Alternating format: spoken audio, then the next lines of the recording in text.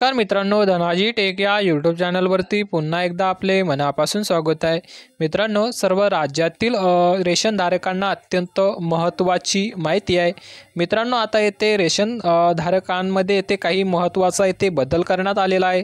तर मित्रांनो, आपल्या रेशन कार्डमध्ये कोणत्या प्रकारे येथे महत्त्वाचा बदल करण्यात आलेला आहे आणि आपण आपल्या रेशन कार्डवरती काय बदल करून घेणे गरजेचं आहे.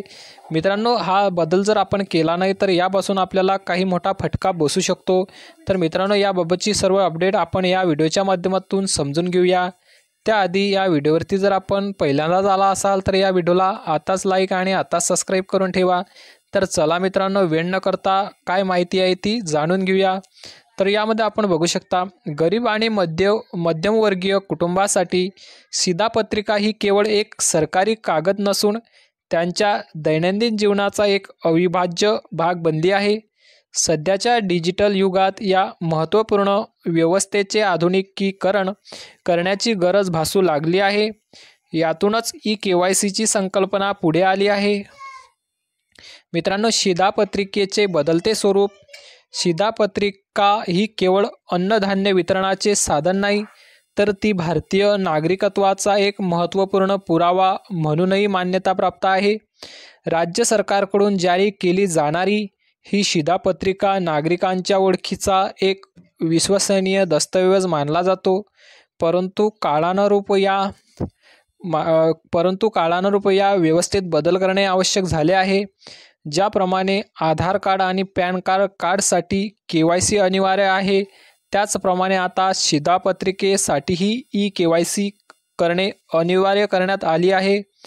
तर मित्रांनो, या ई-KYC जर केली आपण तर मित्रांनो, यामधून काय येते महत्त्वाचे येते नुकसान होऊ शकते आणि केल्यानंतर यामध्ये काय येते फायदे होऊ शकतात यामध्ये आपण जाणून घेऊ शकता. तर मित्रांनो, गैरवापर रोखणे. अनेक लोक एकाच वेळी एकाहून अधिक शिधापत्रिका वापरत असल्याचे आढळून आले आहेत. मित्रांनो, ई-KYCमुळे अशा प्रकारच्या गैरवापर रोखणे शक्य होईल मित्रांनो, कारण काही लोक एकच शिधापत्रिका अनेक लोकांच्या माध्यमातून वापरत असतात. त्यामुळे ई-KYC जर आपण केली तर त्या माध्यमातून हे वापरण्याची येथे संख्या येथे कमी होईल. त्यानंतर येथे पुढे तुम्ही बघू शकता, ई-KYCसाठी आवश्यक बाबी. तर मित्रांनो, ई-KYC करण्यासाठी काय महत्त्वाचे डॉक्युमेंट आपल्याला लागतील, तर यामध्ये ई-KYC प्रक्रिया पूर्ण करण्यासाठी काही महत्त्वपूर्ण कागदपत्रे आणि माहिती आवश्यक आहे. तर यामध्ये तुम्ही बघू शकता, शिधापत्रिका क्रमांक, त्यानंतर कुटुंबातील सर्व सदस्यांचे आधार कार्ड, त्यानंतर बायोमेट्रिक पडताळणीसाठी सर्व सदस्यांची प्रत्यक्ष उपस्थिती, त्यानंतर वैध मोबाईल क्रमांक OTP सत्यापनासाठी.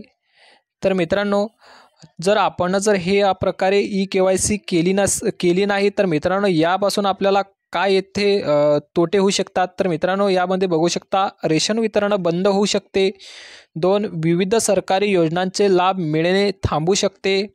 त्यानंतर शिष्यवृत्ती, पेन्शन यासारख्या सुविधांपासून वंचित राहावे लागू शकते. 4 शिधापत्रिकेचा गैरवापर होण्याची शक्यता वाढू शकते.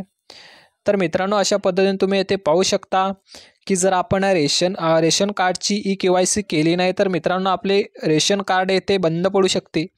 आणि मित्रांनो, हे आपल्याला ई-KYC कुठे करावी, तर मित्रांनो, आपल्या जवळच्या ज्या वेळेस आपण अन्नधान्य ज्या दुकानातून घेत असतो, सरकारी अन्नधान्य ज्या दुकानातून घेत असतो, त्यांच्याकडे जाऊन आपण हे कागदपत्र नेऊन आणि पूर्णपणे ते घरातील सर्व व्यक्ती जाऊन आपली पूर्णपणे इथे ई-KYC आपण करू शकतो. तर मित्रांनो, अशा पद्धतीने आपण ई-KYC पूर्ण करून आपण येथे लाभ मिळू शकतो. तर अशा पद्धतीने महत्त्वाची माहिती होती. माहिती जर आपल्याला आवडली असेल तर नक्की या व्हिडिओला लाईक करा आणि या चॅनलला आत्ताच सबस्क्राईब करून ठेवा. तर चला मित्रांनो, भेटूया पुढील व्हिडिओमध्ये. जय हिंद, जय महाराष्ट्र.